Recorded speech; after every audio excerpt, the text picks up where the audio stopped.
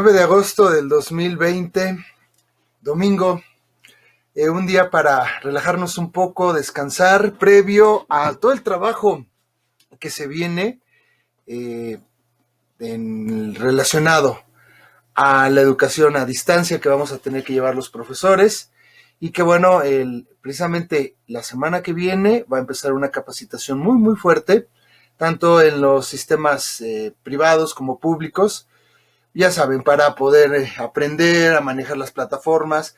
Ahorita Microsoft es el que ha estado por completo, digamos, ayudando, coadyuvando a este tipo de enseñanza. Entonces ahora todos vamos a acabar siendo expertos en Microsoft y vamos a tener que estar utilizando las plataformas de Microsoft para la enseñanza, aprendizaje de nuestros alumnos.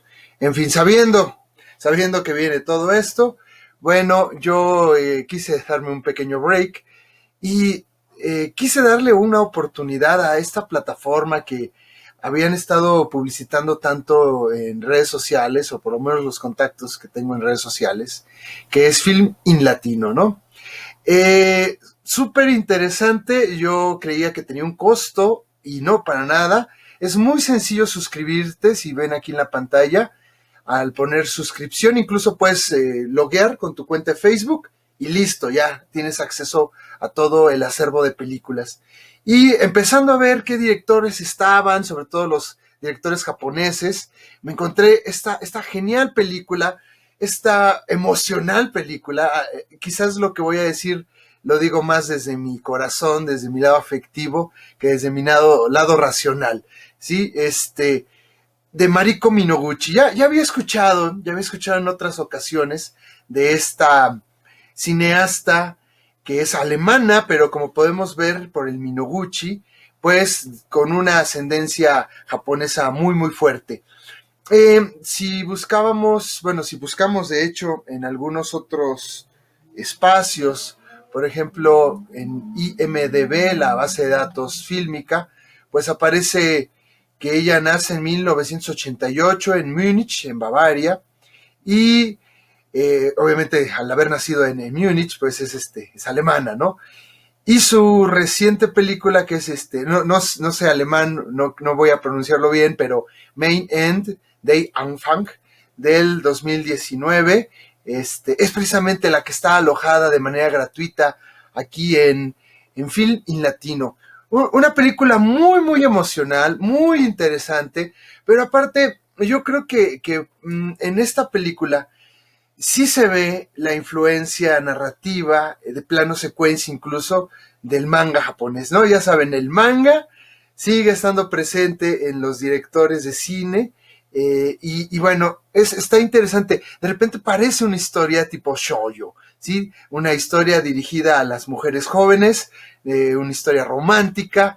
Y bueno, independientemente si Mariko Minoguchi es alemana o no, completamente una estética japonesa, ¿no? Sí, es muy interesante ver la manera en que fue hilando, en la manera en que fue primero construyendo los personajes, ¿no?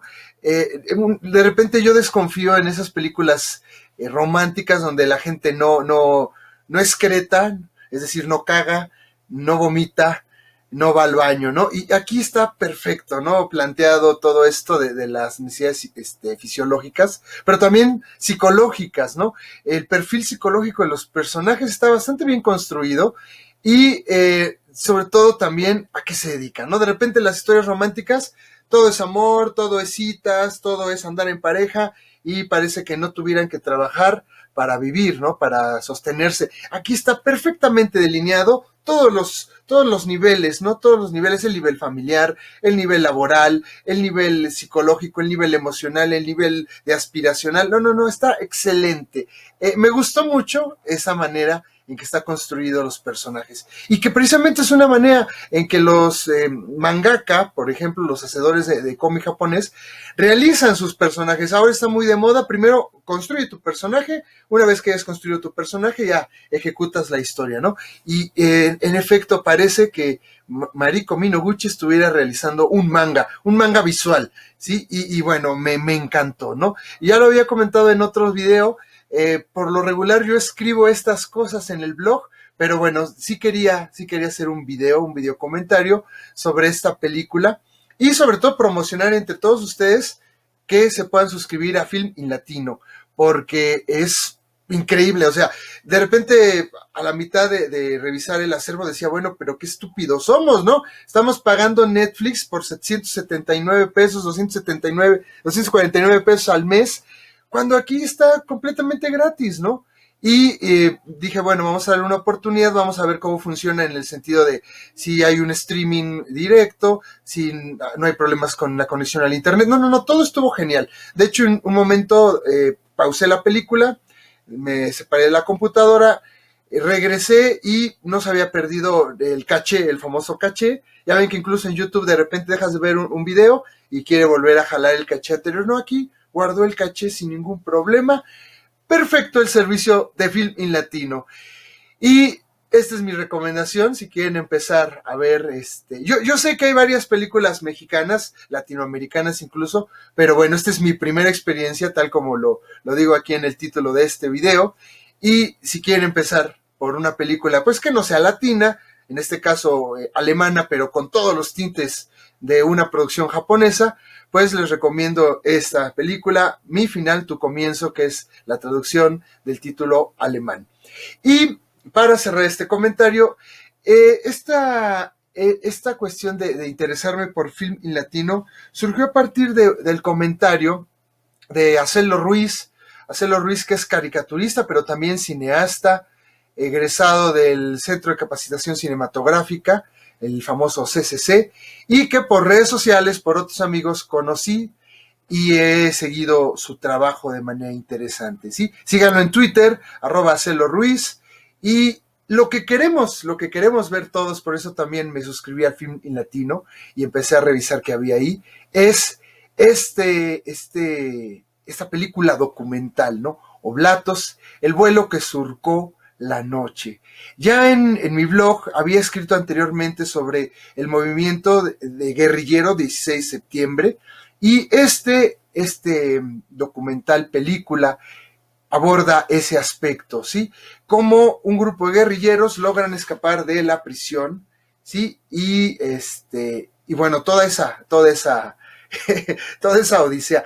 Realmente no lo he visto, estoy súper expectante, quisiera verla y ya después escribir o redactar o hacer un video sobre mis impresiones de esta película. Pero bueno, de los temas, de repente la otra vez estaba viendo un video en mi casa editorial que es Trajín Literario y otros colegas escritores decían, es que ahora todos son los grandes temas nacionales y todos los escritores comprometidos deben escribir sobre los grandes temas nacionales. Pues sí, porque no hay nada.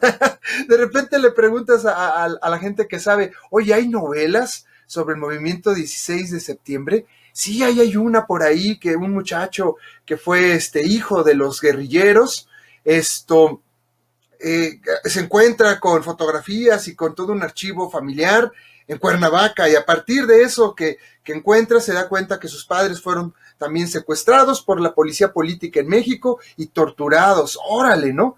Sí, es increíble y da un poco también de pena que mejor en Argentina haya un montón de documentales, de películas, de novelas, de libros de poesía sobre la dictadura y la guerra sucia, ¿sí? Y en Chile también existen un montón de novelas, de películas, de la guerra sucia y la persecución política del régimen de Pinochet. Y en México no hay nada, como si nosotros realmente, como decía Vargas Llosa, como si nosotros hubiéramos de veras vivido una dictadura perfecta. Pues no fue tan perfecta, ¿verdad? En el sentido de que hubo movimientos guerrilleros muy fuertes, sobre todo en Guerrero, y cómo fueron perseguidos, cómo fueron aniquilados, cómo todos sus integrantes fueron apresados, torturados, incluso a las compañeras que estaban en esos movimientos embarazadas, se les secuestran a sus hijos, se les secuestran a los bebés. Es increíble, y aquí en México parece que todo el mundo lo hubiera olvidado, ¿no? ¿Sí? No existe ni literatura, no existe ni cine, no existe ni poesía sobre esos movimientos guerrilleros, ¿sí?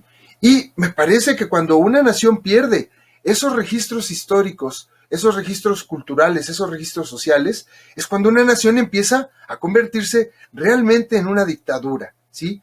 Porque esas voces disidentes se suprimen, ¿sí? Es como en el video de los murales que pretende borrar la universidad, ¿sí? Autónoma del Estado de México. No es que estemos a favor de los disidentes, no es que nosotros mismos nos consideremos terroristas, es que se deben tomar esas voces que no están de acuerdo con la forma de gobierno y a partir de una visión muy diferente a la que se está planteando desde el aparato gubernamental, entender qué quieren, qué necesitan, ¿no? ¿Sí? Y bueno, durante la dictadura perfecta que fueron los más de 60 años de gobierno del PRI, ajá, y si sumamos los años del AN, de Acción Nacional, o sea, más de 80 años gobernados por el PRIAN, ¿sí?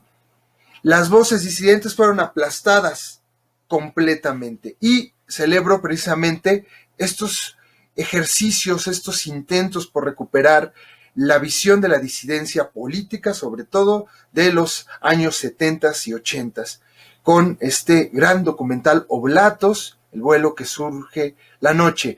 Y precisamente, vamos a lo de Filmin Latino, se va a empezar a proyectar de manera gratuita a partir del, como dice aquí su director, del 12, miércoles 12 al domingo 16 de agosto, o sea, ya muy pronto, una semana más, en 15 días y listo. Repito, del miércoles 12 al domingo 16 de agosto, por esta plataforma genial, Filmin Latino. Entonces, es bien importante, sí, que la gente que está en la lucha política, que la gente que está en el sistema educativo, reflexione de repente qué pasó con estos guerrilleros, con estos exguerrilleros, y que podamos recuperar toda esa memoria, una memoria disidente de los años en que fuimos gobernados por el PRIAN, ¿sí? Sin ponernos de su lado, sin decir sí estuvo bien, sino simplemente entender otra forma de vida, otro modelo de entender el mundo, incluso de gobernarse. Porque finalmente, al ser una organización política, tener una forma de gobernarse, una forma de estructurarse al interior, y bueno, también es importante, es interesante saber cómo lo hacían, ¿sí? Oblatos, el vuelo que surcó la noche, ¿sí? También va a tener una conversación. Este documental, esta película documental, tiene una nominación al Ariel, que es el premio que entrega la Academia de Cinematografía en México. Sí, y va a estar moderado por, bueno, ya uno de los opinadores de izquierda más importantes de México, el buen Julio Astillero, ¿sí? Entonces, toda una celebración, toda una oportunidad para que independientemente si tú estás a favor o en contra de estos movimientos de izquierda, puedas entender qué pasó en México, más allá de la historia oficial que nos están contando, pues la SEP y los libros de texto y las televisiones, ¿no? De repente me da mucha risa ver lo que ofrece la televisión comercial, ¿no? Ya de Televisa ya ni hablemos, es el mismo modelo de negocios que inauguró el Tigre Azcárraga Villaurreta por allá de la época de 1940, 50, 60, es exactamente lo mismo, ¿no? Y con su clasismo al estilo Whitexicans, donde podemos ver en todas sus series, inclusive las cómicas como Vecinos, es un humor whitezican completamente terrible, que ignora que existen otras realidades, ¿sí? Que no es, que además una realidad diferente a la burguesa de la Ciudad de México, ¿no? O sea, todas, o a la burguesa de la Ciudad de Monterrey, todas hablan de lo mismo, ¿no? Es terrible, las telenovelas igual es lo mismo, es terrible, ¿no? Entonces, no existen los indígenas, pero tampoco existen los guerrilleros, ¿no? Y si por ahí de repente en una telenovela sale un grupo guerrillero, es tildado como subversivo, pero simplemente en el sentido de queremos el poder y ya, ¿no? No hay una discusión sobre la agenda política de estos movimientos subversivos. Entonces, bueno, ya en otro video reciente acabamos de decir, ¿de qué sirve que a un grupo mediático como Imagen, que era el grupo Imagen, es el grupo Imagen, primero en radio y luego ya se vino a la televisión? ¿De qué sirve que le dé el gobierno una señal de televisión si va a repetir lo mismo? La misma basura, los mismos contenidos insustanciales, va a ponernos llenarnos de telenovelas venidas de otros países, de películas venidas de otros países. No me parece que esa sea la agenda mediática que debería enarbolar la 4T. Esta sí, ¿sí? Esta sí es la agenda mediática que debería enarbolar la 4T. Empezar a utilizar los canales del Estado para llenarnos de documentales de todas las atrocidades que causó la derecha militar, sobre todo la derecha militar, porque la derecha burguesa sabemos que siempre se sabe alinear muy bien, pero la derecha militar, todas las atrocidades que realizó la derecha militar en la época de los 60s, 70s y 80s, no solamente en México, sino también en el resto de Latinoamérica, ¿sí? Chile, Argentina, Perú, Bolivia, Venezuela y los países del Caribe. Qué terrible es saber que, pese a que ya existe un gobierno diferente, supuestamente diferente, los contenidos y la agenda mediática es exactamente la misma. Muchos educadores, y lo voy a poner así, educadores celebran, ¿no?, el convenio de la SEP con las televisoras para transmitir ¿cómo se llama? Contenidos educativos, ¿no? Y poder facilitar este proceso de la educación a distancia. Por favor, no sean estúpidos, ¿sí? No sean idiotas. Hay más que estúpidos, son idiotas, porque pese a sus maestrías y sus doctorados, pareciera, ¿sí? Pareciera que realmente el que pongan un programa de matemáticas, un programa de español en la televisión, eso realmente garantizara la educación realmente de nuestros niños en México. ¿Sí? Creo que eso no debe ser algo para celebrar. Debería ser absolutamente necesario. Se discutió mucho con Vicente Fox que si iban a seguir teniendo tiempos oficiales el Estado o no. Y entonces Vicente Fox Quesada les perdona a las televisoras los tiempos oficiales con el gran decretazo, ¿sí? Lo cual está perfectamente documentado en el documental Teletiranía del canal 6 de julio. Pero ese no es el problema. El problema no es que el Estado tenga tiempos en las televisoras comerciales. El problema es que el Estado debe ser el rector de los contenidos mediáticos, ¿sí? Que estas televisoras completamente capitalistas y completamente burguesas nos llenan en las pantallas, ¿sí? Se celebra que Netflix tenga de repente algún documental, ¿no?, que escape a la versión oficial de las historias de algunos países, ¿no?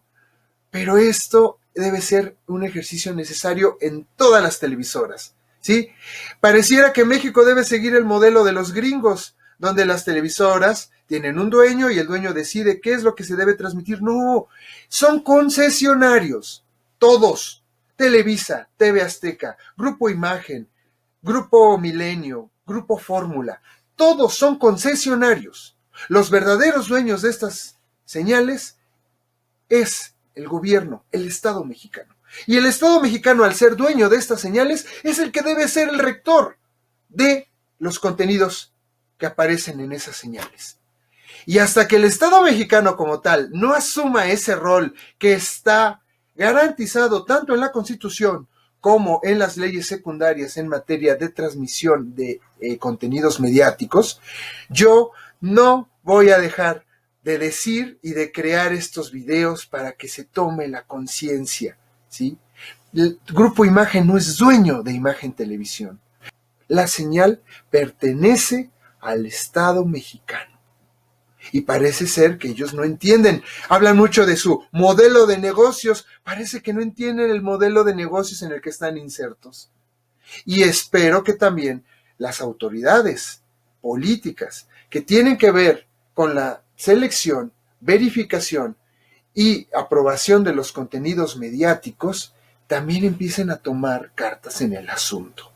Si bien no estamos en un país comunista como China, donde el gobierno decide exactamente cuál va a ser la transmisión y todo lo que no conviene a su agenda política es suprimido, sí estamos en un país que sufrió durante más de 80 años la agenda mediática establecida por algunos oligarcas. Y todas las voces que no tuvieran que ver con la agenda política de esos oligarcas fueron suprimidas, ¿sí? Ya no digamos reprimidas, censuradas, no, suprimidas por completo. Poco a poco empiezan a haber estos ejercicios, ¿sí?, de libertad mediática y de reflexión histórica que es súper necesaria en México. Pero ¿hasta cuándo el gobierno de la Cuarta Transformación se va a asumir como el rector de ello? ¿Sí? Una decepción completamente la magistrada Sánchez Cordero. completamente una decepción. Ni asume el papel que le dicta la Constitución, ni asume la enarbolación de una agenda mediática, crítica, ¿sí? Que debería ser impulsada entre los concesionadores de las señales del Estado mexicano. Una completa decepción.